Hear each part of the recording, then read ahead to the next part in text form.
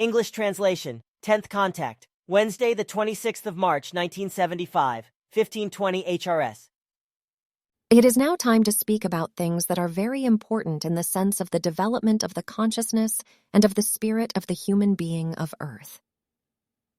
Concerning this, I do not wish to address any questions in the time ahead, unless they are related to these remarks themselves, something you please want to understand. The human being is bearer of a spirit that does not die, and that, even in deepest sleep of the human being, never sleeps, that records all thoughts and impulsations, that tells the human being whether his or her thoughts are right or wrong, if he or she has learned to pay attention to it. This spirit within the human being is the bearer of the creational realm, and it is characteristic of all human beings. It is incomprehensible that the human being speaks of a heaven and of a kingdom of heaven in him or herself, and does not simply content with just saying creation, truth, knowledge, essence of wisdom, spirit, consciousness, and existence. The human yearning lies in the joy that remains, in the immortal life, the lasting peace, the spiritual and consciousness-based richness that never passes and lasts eternally. Firmaments and earth will pass away, but truth, knowledge, essence of wisdom and spirit will never be variable or pass away. The spirit and the consciousness keep a lookout for the absolutely fully developed, for harmony, for peace, cognition and recognition, for knowledge, essence of wisdom, truth and beauty, for love and for the true being, which are altogether of absolute duration. They altogether result in that which forms the spiritual kingdom. They are all present in the creational. They all are there in the existence as genius of all ingenuity, as melody of all melodies, as ability of all abilities, as highest creational principle, as miracle above all miracles. In the dream, the human being is able to create worlds of miracles, just as the creation consciously creates the worlds. For the human being, this ability grows out of his or her consciousness, which in the existence is present in him or her, in the same way as all miracles are present in him or her. He or she himself or herself is the kingdom of heaven, the kingdom of the creational. That is why the ancient philosophers of the earth spoke of the human being as the microcosm in the macrocosm, because everything that is contained in the universe is also present in the human being. The dimensions of the inner within the human being are endless. The image of the creation, the spirit in him or her, the existence that is dimensionless, it includes all dimensions in it and transcends at the same time all dimensions. The spirit is the miracle of all miracles, from which all power arises. But a miracle means use of the power of the spirit in fulfillment. The human being, however, takes a miracle as a basis for something for which he or she lacks all possibilities of a logical explanation. If a human being is happy, then his or her happiness comes from within, because happiness is a self-created state, but happiness is never a location. Joy comes from the inner of the human being, created from spiritual and consciousness-based equalizedness. Hence, everything comes from within. The things and human beings that seem to form the cause of happiness are only the external occasion for the happiness in the human being to express itself, if he or she has been consciously working towards it. But happiness is something that also belongs to the innermost, to the spiritual inner core nature, and it is an inseparable attribute of the existence of the creation. Unending happiness and unending power are contained in this existence. The human being may be externally old, but this is only a transitional matter. 50 years ago, he or she was not old yet, and will also no longer be old in 50 years when his or her body is dead, because only it can become old and frail. The spirit, however, remains eternally young and is never subject to signs of aging. The age is something like the youth or the childhood, like worries, grief, or problems, something that passes, in the same way as all external conditions and experiences of the world pass. What is lasting is the existence of the spirit, the truth, the knowledge, the essence of wisdom, the reality.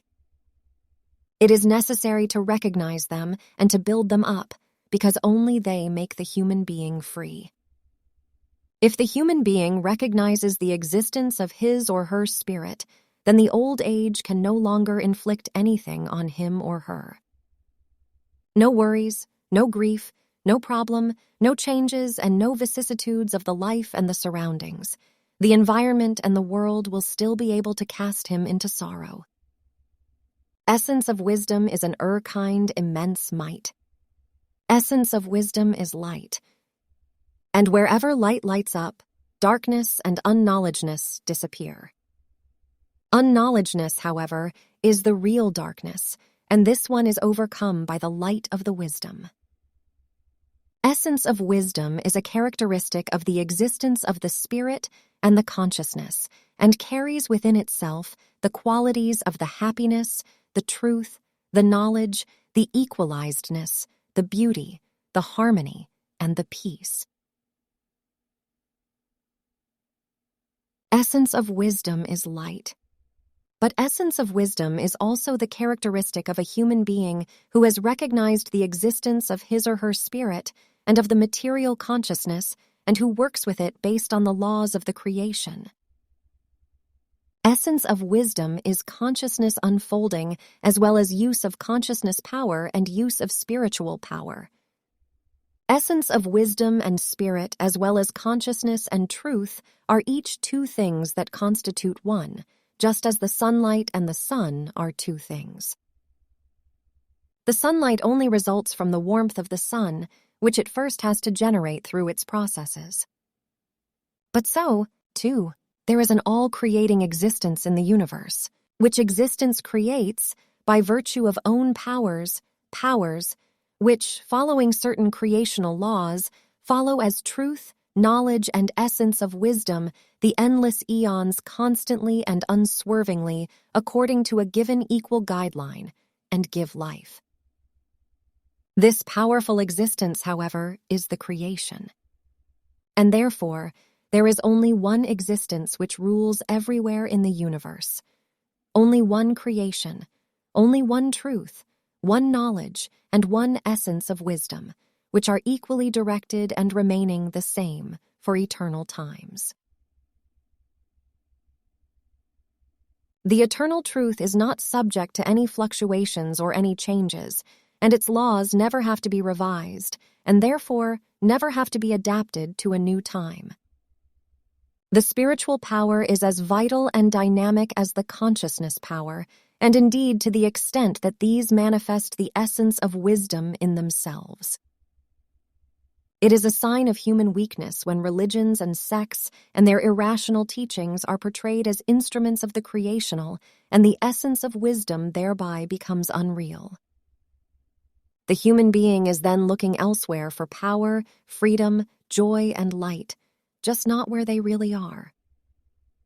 Essence of wisdom is a distinctive attribute of the creation, which dwells as a part of the creation, as spirit in the human being. Therefore, the human being should multiply his or her knowing essence of wisdom through his or her consciousness, and accordingly, he or she will recognize the creation. He or she should multiply his or her search for truth, and accordingly, he or she will know about the power of the essence of wisdom. Cognition of the truth brings liberation from all restrictions. It brings boundless knowledge and essence of wisdom. Essence of wisdom is a powerful means to recognize the laws of the creation.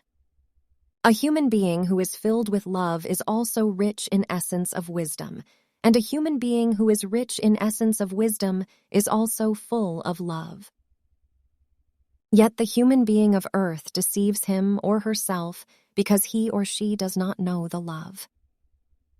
He or she interprets greedy feelings for possession and other impulsations as love, while real love, however, remains strange and ununderstood to him or her.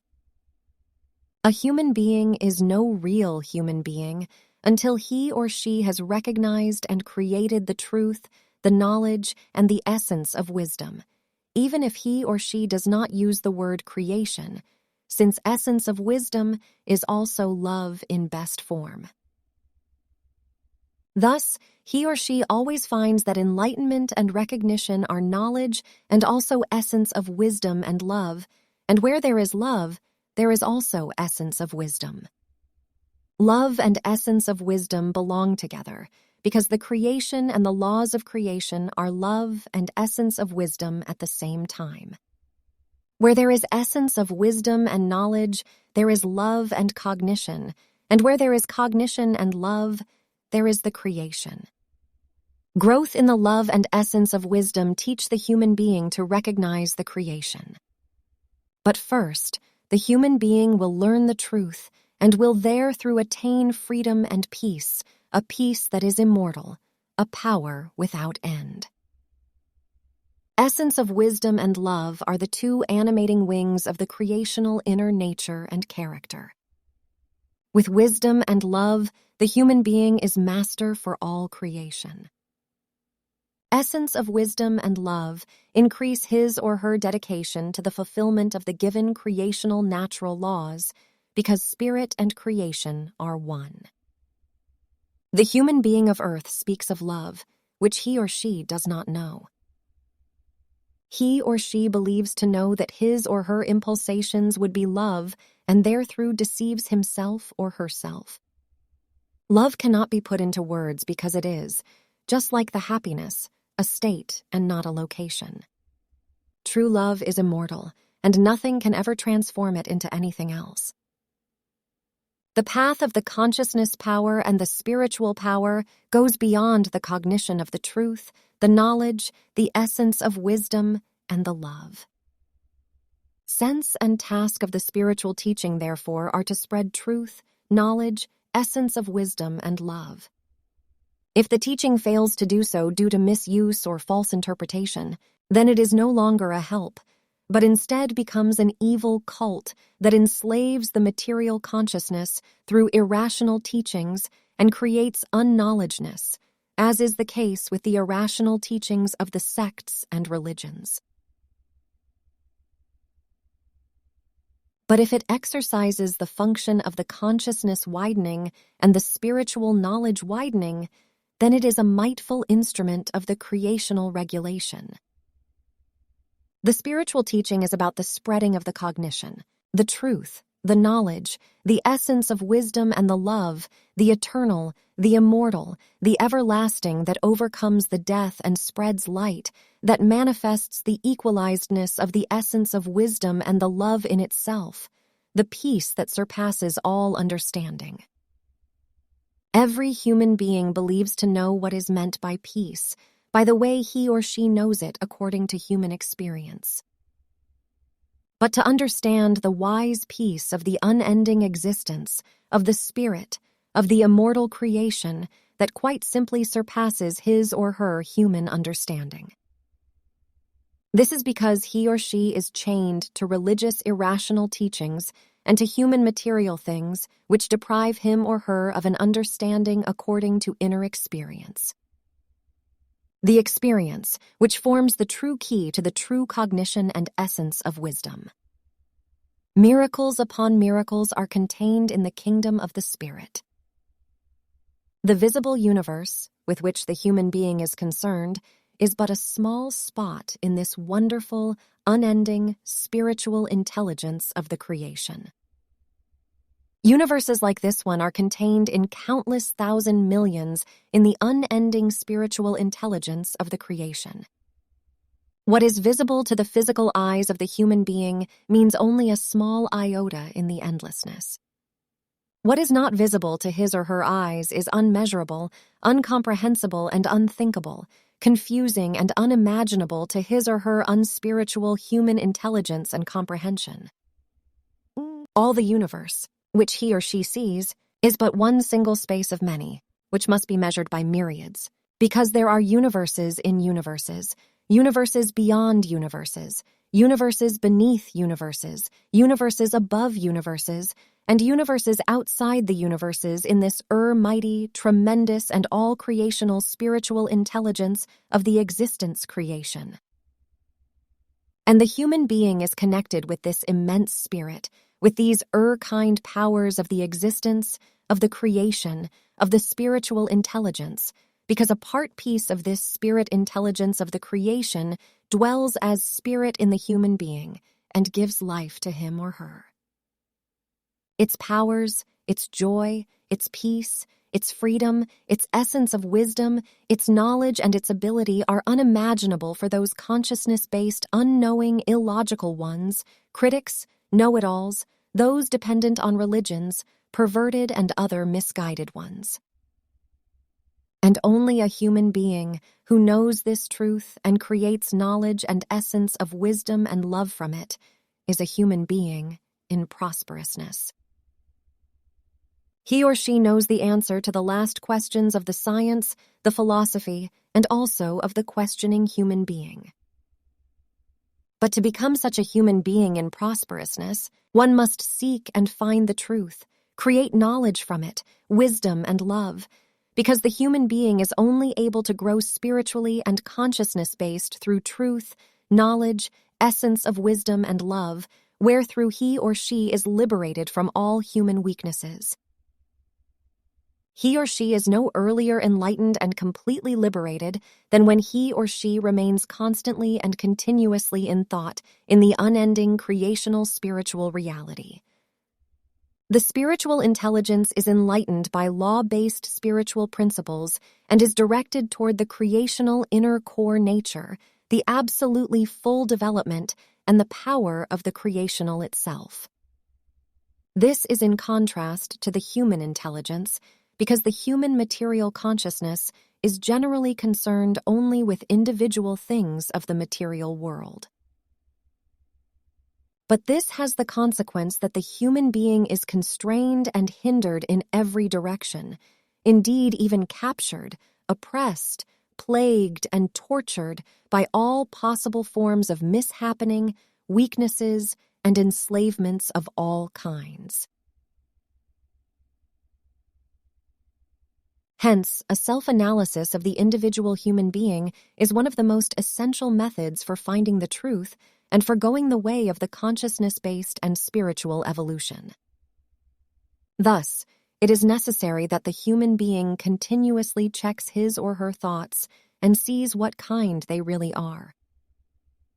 He or she has to make sure that he or she is ultimately always guided, led, and destined by creational philosophical principles and realities, by creational natural laws.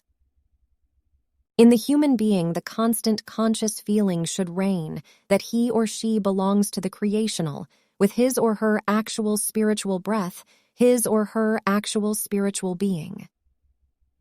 Consciousness-based, it shall be clear to him or her that his or her actual spiritual being is inseparably one with the creational, so as to overcome the material outer world in this consciousness. This creational philosophical truth and cognition should always, first and foremost, control the human thinking, feeling, and acting. Because only the one who is one with the spirit can in the long run recognize and also do good, because he or she has the capabilities of the creation in him or herself. Nothing negative in the unending universe can affect and enslave him or her anymore. Besides this creational philosophical consciousness, there is still the practical, dynamic, creational one, that is, the mystical consciousness, which consists of the perception of the one reality in all things. May the human being therefore be a practical philosopher and mystic and perceive the reality in the changeable passing forms. After all, what is a human being? He or she is only a figure and a name. If one takes away the name and the figure, what is still left of him or her? There remains the fundamental essence, the existence, the spirit, and the overall consciousness block. That human being who overlooks this, is pushed away and around by the slightest breeze of the wind, unstable, without hope of rescue, and always striving to still find a firm hold somewhere, which, however, will never offer itself to him or her unless he or she seeks and finds the fundamental truth. Thousands of millions of human beings of Earth or other worlds look up to the stars of the firmament without any results or cognitions. However, those knowledgeable about stars, by looking up to the firmament, discover new worlds and write books about it. But what they see and recognize, others are not able to see and recognize, even if they can look up. Despite their seeing eyes, they are blind. The situation is similar with the ordinary and simply consciousness-based simple-minded, with the consciousness-based unconscious human being, the human being who truthfully lives in accordance with the spiritual laws of the creation, sees and recognizes the creational all around in every life form, in everything, in every thought and action, in every human being, in all the activity of the nature, and also in all imaginable circumstances and occurrences. The ordinary human being, however, who is consciousness-based, simple-minded, and impaired by religions or other unreal teachings, is neither able to see nor to hear, nor to recognize even just one iota of the truth. His life is unconscious, but all the more pressed into human material paths. As a result, he or she is blind, deaf, and unknowing. The human being who follows the laws of the creation becomes the most prosperous and fearless creature. High or sure will is insurmountable, his or her dedication unmeasurable and endless, and his or her essence of wisdom and his or her love permanent and absolutely fully developed, not capricious and not full of doubts like generally those of the ones who are dependent on religion and of those who are otherwise led into the unreal. High or sure sense resembles the vast, endless ocean and does not allow to be taken out of his or her stillness. He or she does not tremble out of anxiety. May he or she therefore unfold his or her spiritual sense, which is no longer reached by any perverted negative power. The sense, which no longer grants shelter to any negatively perverted thought and also pushes away all positively perverted thoughts and actions. Only an equalized sense which is rooted in the creational service, in the creational essence of wisdom, its knowledge, its love and joy, which are more real than all the material walls all around and the human environment, is valuable and serving the development of consciousness and spirit. May the human being consciousness-based be always great and constructive.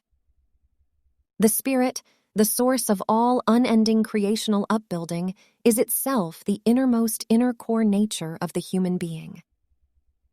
The human outer nature, however, is full of limitations, because it is not the inner core nature itself, but only its shell, its material body, a limitation, a matter leading into delusion, the source of hardship and pain, limited in cognition and will, in readiness to make sacrifices, in freedom, love, and happiness. If the human being views his or her fellow human beings only externally, materially, then he or she sees nothing but the form and shape, the material of this particular human being. If, however, he or she sees the fellow human being with the consciousness-based and spiritual eyes of the cognition and knows that this all-witnessing consciousness in him or her is also present in all others, even if it is unrecognized by them, then the way in which he or she sees his or her fellow human being changes fundamentally. He or she then no longer simply sees a man, a woman, a girl, or a child, but sees the fellow human being as bearer of a creational spirit, which knows about itself, about its existence, and wishes to reveal itself through everyone, if only the opportunity to do so would be offered to it. The one who knows the truth sees the fellow human being based on this knowledge and cognition, because he or she sees the creational in him or her. At the very least, he or she now already knows more than he or she knew before he or she recognized the truth. This proves that the unknowledgeness is nothing unalterable for all times. The human being is able to free him or herself from all unknowledge if he or she is willing to accept the truth. The human being can free him or herself from everything. Everything can be taken away from him or her, except not the creational consciousness, the spirit, the existence in his or her innermost, this pure spiritual creational realm in him or her. He or she can be robbed of all his or her goods and possessions and be driven out of his or her home, but no one is able to drive him or her out of his or her spiritual realm in his or her innermost. So the human being should constantly be conscious of this creational, without which he or she would be unable to do any breath, to conceive any conscious thought, without which he or she would neither be able to recognize, see, hear, nor experience. That is why the great wise ones of all times say, the creational spirit is closer to the human being than the own breath. The human being is unable to escape this highest consciousness, since sooner or later he or she will fall into this creational reality, because it is the life of his or her life, the spirit of his or her spirit, the consciousness of his or her consciousness, the light of his or her light, the central thinking power of all life, the existence which is well above all human thinking, which, compared with all power of the human material intellectual thinking, sinks into absolute insignificance. It, the spirit, is able to live without the light of the physical eyes, just as it is able to live without hearing, arms, legs, and even without the outer intellect of the outer material consciousness. However, there is always still something present that enables it to continue living, namely its own creational power. This self-consciousness, this all-observing and all-registering spiritual consciousness in the human being, which looks at and considers his or her thoughts and impulsations and is behind all his or her thinking, which tells him or her whether he or she is knowing or unknowing, that is the creational, the spiritual consciousness. To ponder again and again that the Spirit is almighty, ever-present, all-knowing, and beyond that, unending happiness, unending beauty, unending value, the value of all things altogether, lets the word creation become the absolute significance for the human being, and brings forth evolution-based developmental changes in him or her. As often as the words spirit and creation are impressed upon him or her, psychological changes of the greatest material consciousness-based significance take place in him or her.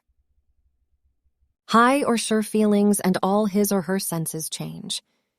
The clearer his consciousness-based intelligence becomes through this, the more, as a result, his or her personality gains in power, and the more prosperous his or her life becomes by this. A wise one full of consciousness sees what will happen in the most distant future, perhaps not until thousands of millions of years later, and he or she has the entire past of the life forms and the humanity in front of his or her eyes. Greatest knowledge is thus added to him or her. But how is that feasible? Such a human being provides the necessary prerequisites for this in his or her inner being, in the spirit. Just as light can be perceived through the closed eyelids, there is admittedly in every human being creational presence, however, the entire spiritual realm only visible for those who are also actually able to look inwards through their inner eye. It can only be useful to those who provide all the necessary prerequisites. Each human being carries within him or herself the whole kingdom of the spirit, but it is covered over by the unused material consciousness and struck by unknowledgeness, erroneous assumptions, not absolutely full development, bad things, errors and limitations of all kinds, which must be transformed into the opposite through the recognition and acceptance of the truth. All these bad things must be dissolved and cleared up by the human being consciously developing abilities which are opposite to everything negatively perverted and lead to a neutral equalization. The path of the experience of the spirit is accelerated through the unfolding of the consciousness and the conscious searching, as well as the gathering of knowledge of the truth. And this unfolding leads to the true and all-embracing, cosmic-wide essence of wisdom and love due to the cognition that the creation is present in everything. The human being is one with everything in the creation, in the truth, essence of wisdom and love, in the kingdom of the spirit. That truth and essence of wisdom, that the human being is separated from each other by space and time and the body, something which, however, is overcome through the inner experience. Essence of wisdom and love united, knowledge and truth united. The essence of wisdom and love of the consciousness and the spirit lead through experience to the oneness and to the creation as such, to the universal joy, might, and relatively absolute full development. Since the human being does not know the creational and is misled by irrational teachings, in particular by sects and religions enslaving the consciousness, he or she makes a great many mistakes, searches for the true treasures in the wrong place, and thereby violates all nature-based and creational regulation and all rules of the laws. No matter how precisely he or she may observe the human laws of the human society, he or she will nevertheless constantly violate all laws and rules and the regulation of the creational in the universe, and allow him or herself to be caught in human material hardships, sorrows and problems, in horrors, irrational teachings, misguidances and inabilities, in unfortune, spiritual and consciousness-based unknowledge, and consciousness-based enslavements and limitations. The very thing that is most valuable of all is made unattainable by unreal sects, religions, and human unknowledgeness. This unknowledgeness and the religions and sects which lead into delusion, as well as other irrational teachings, mantle from the human being that which is the source of all valuable things, the life of his or her life, and the light of all intelligence, the spirit and the creation. The human being is to accept the entire realm of everyday life and his or her experiences as creational. He or she is to see him or herself everywhere in the space and in the times and in all things. He or she, him or herself, is to be everything, and is to awaken the creational in everything, and bring it in this way into recognition and experience. Because the creation is in all, and everything is animated by its spirit, wherethrough everything is one in all. The only question is, how should the human being identify with everything if he or she does not know the path of the spirit? Generally, he or she tends to identify with his or her body. But what happens if he or she tries to engage in the truth and inwardly directs him or herself according to the creational being and the spiritual reality? The whole world non-arbitrarily dissolves in this real reality truth of the spiritual. Everywhere, the one sole principle of the creational spiritual is in place. But how is the human being to identify with everything? May he or she for once see him or herself as he or she really is. In general, he or she identifies with his or her body. He or she cares for it like it would be a treasure, nourishes it, and troubles him or herself about it to the point of self-sacrifice. He or she surrounds it with pride, frippery, and a senseless delusion, while he or she nevertheless allows his or her consciousness to fade. However, because of a little pain, he or she already becomes angry, grouchy, and unpleasant towards others, or he or she even starts to complain and to cry, has self-pity, or robs him or herself of his or her life. He or she surrounds his or her body with an indefinable glory and with vanity, anxiety, worries, pride, and problems. Always everything revolves only around his or her body. He or she often even extends his or her body identity to his or her material possessions, or he or she gets upset when a fellow human being touches him or her unwantedly. But what, on the other hand, will a human being with recognized consciousness-based and spiritual truth do? He or she will identify with all things and all life forms of the world and the universes. A human being full of creational spiritual essence of wisdom, full of knowledge, truth, love, and cognition, who knows that everything came out of, comes out of, and will for eternal times come out of the truth. Hence, he or she identifies with everything and everyone. In his or her consciousness-based being, he or she will at the innermost level always be one with everything and everyone. At the innermost level, he or she will identify with his or her spiritual consciousness and with everything in the universe, just as the other, who thinks materially, identifies with his or her body, with his or her money, with his or her goods and chattels, with his or her irrational speeches and irrational teachings, and with the sound of his or her voice. But once the human being has identified with everything in the universe, then no hatred and no greed can dwell in him or her anymore, since he or she no longer makes any selfish distinctions. Because he or she has become one with the inner core nature of everything. Others may claim something as their exclusive property, but the one who thinks in relation to the spiritual identifies it with the truth therein, and therefore has everything internally as his or her own. All fear has given way from him or her by him or her identifying with the truth.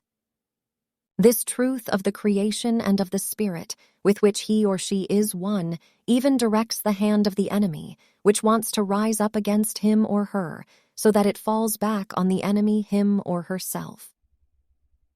The one who is thinking in relation to the spiritual is safe and protected, and the entire nature is friendly-minded towards him or her. In fact, even his or her enemies must eventually serve him or her. With their attacks, they cause the powers of the consciousness-based rationality to unfold in him or her to even greater power and might, and overcome everything evil, villainous, and perverted. The enemies ultimately only contribute to the growth of the one who thinks consciously and creationally, and to the recognition of the truth. They want the evil, terrible and bad for the truly thinking one. They think they can destroy him or her through criticism, know-it-all attitude, lies and calumnies, through objections, irrational claims and irrational teachings, through ridicule and condemnation. But they only harm themselves, because their doing is evidence of foolishness and unknowledgeness. And from this, the one thinking creationally learns even more and becomes still greater and mightier in the spirit and in the consciousness. Are such truths perhaps manipulative suggestions? It would be a delusion to maintain that because it is completely wrong. These are absolute truths. Generally, the lives of those who think wrongly, who are confusingly led, and who are dependent on religions are full of evil suggestions, full of imaginary concepts, irrational teachings, and delusional assumptions. The only possibility and the only means of remedying these injuries are to fundamentally recognize and to follow the truths that deactivate all human brain delusions, and to allow the highest creational spiritual and, of course, the material consciousness-based powers to prevail. All unreal suggestions and human imaginations become corrected by the human being realizing, I am a part of the creation, which animates me as a part piece, as spirit. But the knowledge that all things are imaginations and illusions, except the creational spiritual power, truth, and reality, will by no means diminish the keenness which the human being unfolds in the life, but rather propel him or her to unexpected heights. Only that which is true, and which will remain truth, can be regarded as truth. Something on which one can rely in eternal times, and which is never and under no circumstances ever in need of revision. Truth never has to be adapted to another and a new time, because it is permanent for all times. It is eternally remaining the same and always sounds the same, even if it is spoken in other words. It is the rock upon which one can build in eternal times and in all spaces. The truth was before the life, and the truth is also after it. What only has a short-term continuance is a danger, a bad deception, an irrational teaching. Creation and truth are always the same, today and tomorrow. They are always remaining the same and of eternally equal value. They do not change, neither by name nor by form, as the creation and the truth are nameless and formless. So the human being is to hold fast onto the creational, since this alone is the truth. The truth is that which is immortal. Like the creation as such, it is that which is eternal in time, that which is relatively absolutely fully developed, that which is worth all energies and the total investment of will by the human being, because with it, the human being does not fall prey to any deception. Hence, he or she is to hold fast onto the truth and is to become unshakable in always equally lasting stillness, joy, knowledge, love, strength, and essence of wisdom in all things. The creational alone is endless essence of wisdom and endless truth, with which not one iota of erroneous assumption is possible. Hence, the human being is to take power from the creational essence of wisdom and is to seek his or her light in his or her own spirit, as well as in his or her consciousness.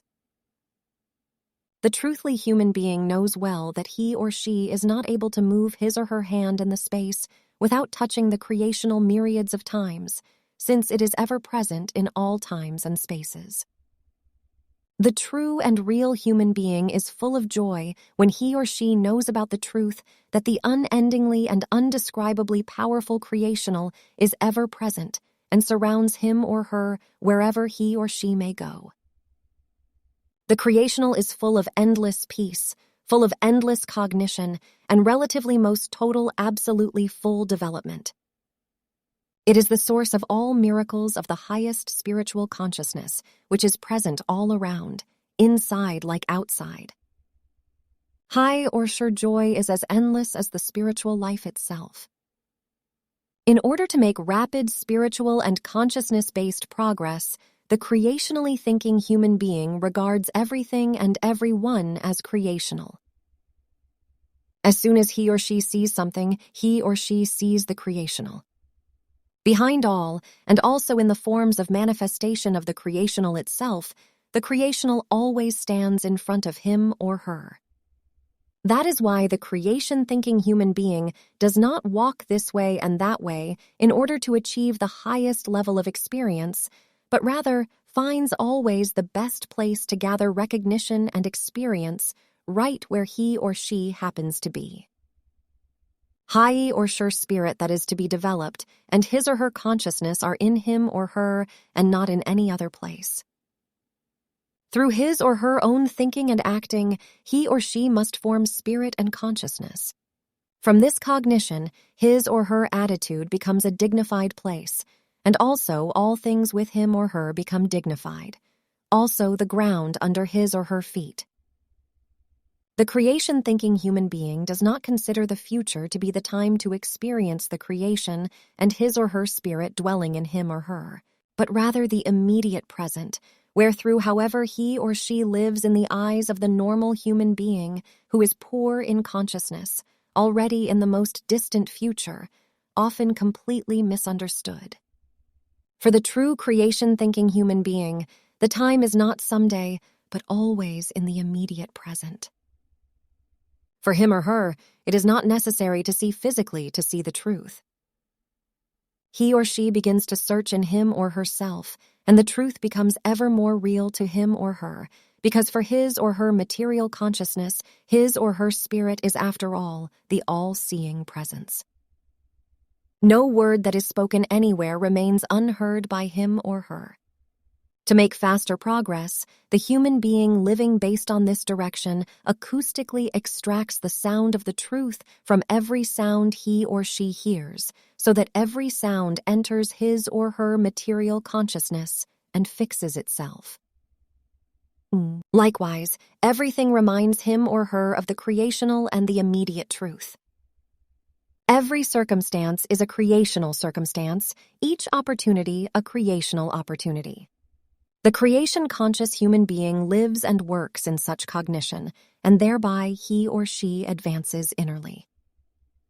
The great, the spiritual, is for him or her present in his or her innermost, because in the cognition of the truth, the unending dwells in the finite.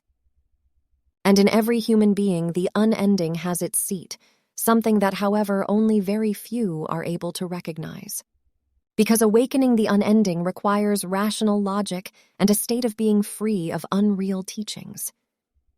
But awakening the unending and letting it become effective is the culmination point of the life, the relatively highest possible consciousness-based and spiritual relative absolute fulfillment. Those who are rich in the consciousness become the instrument by which the creation expresses the spiritual realm. It is this excellence of the creation that causes the firmament to arise. The ones who are rich in the consciousness are free of all boundaries of a restriction and of the material selfish ego consciousness, and therefore in constant contact with the creation as such. With the human beings, the difficulty of the material principle still prevails. However, in not too distant a time, the earthly science will discover the principle of the creational in the material. This is because the creation is included in everything created, in everything that unfolds and further develops itself. Only the unlimited spirit and the creation as such signify true freedom, true relatively highest possible, absolutely full development, true cognition, might, love, knowledge, truth, and essence of wisdom. They are all, in their realistic absoluteness, the creational as such. Therefore, to attain anything truly veritable in the life, the human being must hold on to the spiritual, the unlimited, and the unlimitable. Everything that is limited and limitable produces unreal things and problems. However attractive it may seem, it will nevertheless one day become the source of problems and unrealities. The finite things of all forms are unnatural to the innermost nature, to the spirit, and are still strange to the human being, and so he or she also cannot recognize them as truth, and cannot love them without inflicting the heaviest suffering on him or herself. The finite things are always and at all times afflicted with some deficiencies, because everything that is finite brings with it problems and difficulties. If the human being loves or possesses something finite, it has at least the deficiency that it is transient with absolute certainty. He or she might love it however much according to the human sense of love, but when its time has come, it passes, and he or she mourns over the loss of it. The limited, however, still has weaknesses in other respects. Even if it does not perish immediately, it is at least subject to the change. When it is filled with human love for a blink of an eye, it may be displaced by or filled with human hatred for the next blink of an eye.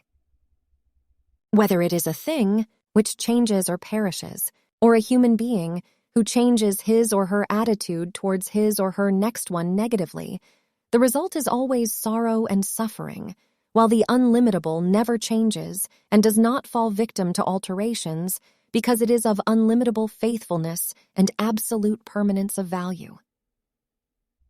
When essence of wisdom and truth dawn in the human being and his or her consciousness-based as well as spiritual knowledge increases, when universal love leads him or her and his or her life becomes prosperousness for him or her and others, then the cognition of the truth has matured in him or her. Then he or she will become conscious of the part of the creation in him or her, of the spirit of the spiritual realm. The creation is present in spiritual love and essence of wisdom. Whoever strives for spiritual light and spiritual love will have the gate to the creation to open to him or her.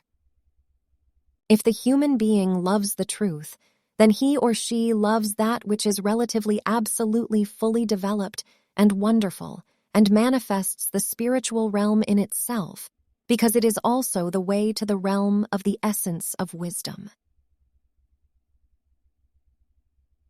May the human being become conscious of the creational presence and let the spiritual intelligence shine forth from everything.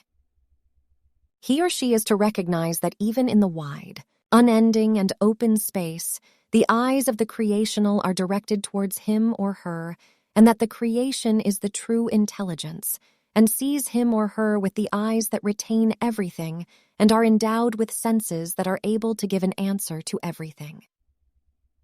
He or she shall therefore consciously live spiritually under the eyes of the creational, live with the consciousness of the spiritual, which is infinite power, of which he or she must always be conscious.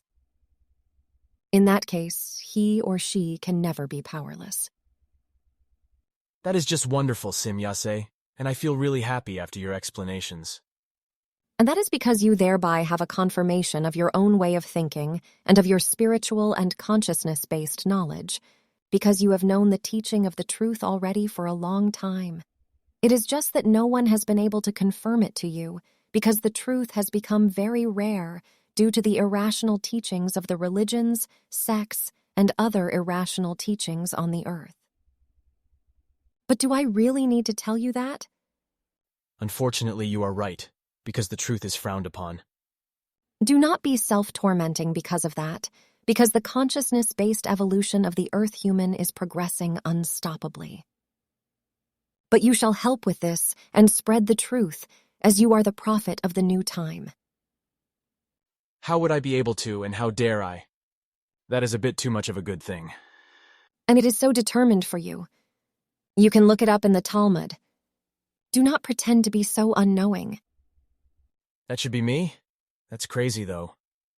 Nothing can escape its determination. You know that better than me. I have to digest this first, and I don't know if I can handle it. And that you will, because I already said that it is determined for you. I will ponder it. But if you allow me, I still have a question that I have been concerned with for some time. Just ask. It is about my calculations that I have carried out about the dates of life and birth of Emmanuel. You once told me that I was wrong in my calculations only by around 200 years. That much I get. The problem, however, is that I have probably miscalculated the birthday of Emmanuel. Your 200 years of miscalculations only relate to some things of the history before the time of Emmanuel, but not to dates of Emmanuel himself, which you have calculated correctly despite some mistakes. Completely intuitively, you have put together the right dates, even though you have not taken into account certain calendrical facts wherethrough shifts have occurred. However, as a result of your extreme mode of thinking, you have come across things through which you have recognized the overall picture of the truth. Through this, you have in turn intuitively realized that you could easily resort to the calendar time calculation known to all of you today and were able to precisely pinpoint the date of birth of Emmanuel, the 3rd of February, calculated according to your Christian calendar. An Earth year always has exactly the same number of days, so there are no shifts. Thus, a particular date remains as long the same as the time division in question has validity. But now, I also have a question for you. The photo negatives and the first film footage you took of our beam ships would be very important to us. Although they are your property, if you could leave them to us, it would be very useful for us. If you need them, I will gladly give them to you, because if necessary, I can have more copies made from the photos themselves. But can you explain to me why the negatives in the film are so important for you? They are not only important for me, but for us, that is, for our scientists. In the photos that you handed over to me, we have noticed some things that were previously unknown to us, but which are visible in the pictures. In particular, it concerns the guide beam of the antenna, which attracts energies. Please tell me more about it because such things interest me. I am only allowed to do that if it is meant for you alone, because it is about secrets that you must not disclose. But I am allowed to openly explain to you that this is about a completely novel phenomenon in connection with the change of the earthly atmosphere, which makes previously invisible energies suddenly visible. That explanation is enough for me, thanks. You are able to astonish me again and again. It touches me every time very strangely when you suddenly cut yourself off from your interests so as not to get me in difficulties. This is a completely strange phenomenon to me, which I have not yet been able to detect in any life form. But every life has certain individual characteristics. And of course, but this one is completely foreign to me. But I also feel that it is connected with a great selflessness that banishes all egoism. Do not make me better than I am, because I too am egoistic. Don't deny yourself because I know you very well in these things. I know that your egoism is only a play to deceive others, because otherwise you would be exploited. Please, Semjase, let's not always talk about me. Of course, it's uncomfortable for you, I know, but from time to time one has to discuss such things as well. But let's leave that for today, because it is again time for me to go. At our next meeting, I will continue in the teaching of the spiritual knowledge, as it is the most important main task of our contacts.